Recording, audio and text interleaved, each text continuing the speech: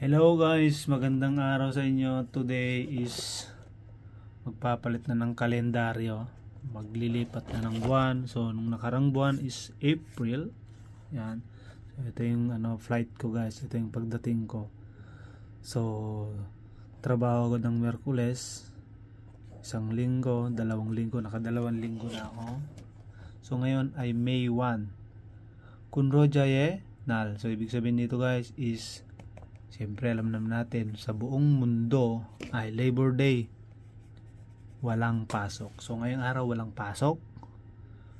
Bukas meron kaming pasok. So nakikita ko sa ibang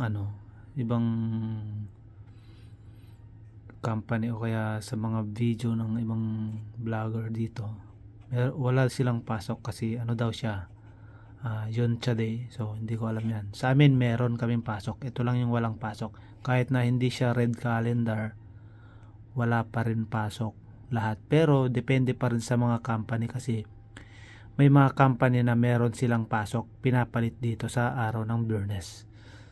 So dito guys, 3 Sabado walang pasok, wala kaming pasok. Automatic na yan, walang pasok pag nandito ka sa Korea.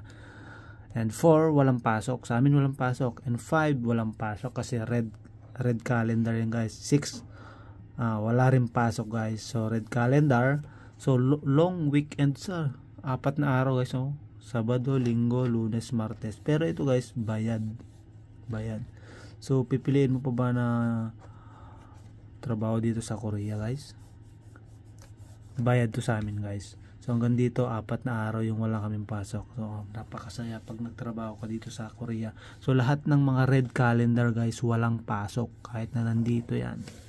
So naman ginagawa mo, mag-aral na, mag-apply na para ikaw nang susunod na makapag-holiday naman ng long weekend. So dito guys, meron pa tayong dito month of October guys. 3 simula 3. Grabe guys. Chusok day to guys. 3, 4, 5, 6, 7, 8, 9. Ajis sahod. Pero lahat yan guys bayad. Ang lang guys, pag hindi ka pumasok dito, walang bayad yan. At hindi ka pumasok dito, walang bayad.